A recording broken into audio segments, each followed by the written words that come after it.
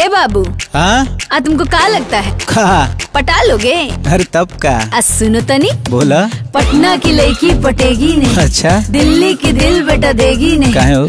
आरा की लड़की आर पार कर देगी, दिलवा पे धाय धाय वार कर देगी। छपरा की लड़की तो फाड़ डालेगी, भलो ही जवानी अच्छा डालेगी। समझे? क्या लगता है पटा लोगे? सुनो हम कारब न तोहरा से प्यारे बाबू,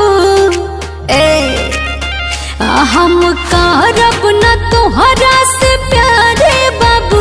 भला ही डाल दे हो, भला ही डाल देब जवानिया अच्छा रे बाबू। भला ही डाल देब जवानिया अच्छा रे बाबू। समझला?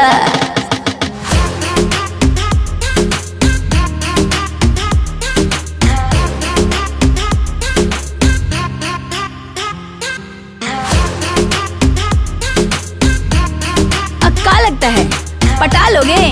देखो दिमाग झंझनाओ नहीं। सुनो कन्वा पे धोके हिला देगी, प्यार से रहोगे तो सुनो तनी। अरे 4 बीघा खेत वो दिला देगी, जिनका लड़की की गलवा पे डिम्पल है। हाँ देखा ही में भला ही सिंपल है। हाँ साड़ी में प्रियंका, जींस पे कटरीना। अबे देखते नहीं होगा आँख की टीना, या से गोली चला देगी, तोहरा मुस्की पे बोली लगा देगी। हे राजा जिद पे आ जाई तो हटा दोगे? क्या लगता है पटा लोगे?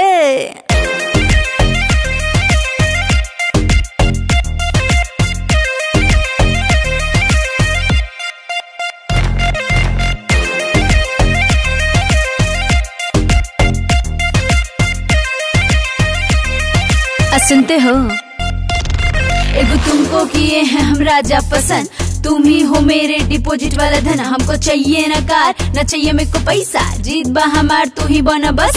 अरे बात है जी ऐसा। भैया जी बोले उठा के ले आऊं क्या? चचा भी बोले अभी मैं बताऊं क्या? मम्मी को मैंने दिखाई तेरी फोटो, वो बोली ये वापसन लगा दी है तुमसे कॉल पे पाबंद। एक बार मूड ऑफ हुआ तो क्या लगता है बतिया लोगे? क्या लगता है फटा लोगे? अरे तोहरा खातिर न केहू के पटा लेब, मना भी लेब। ठीक है।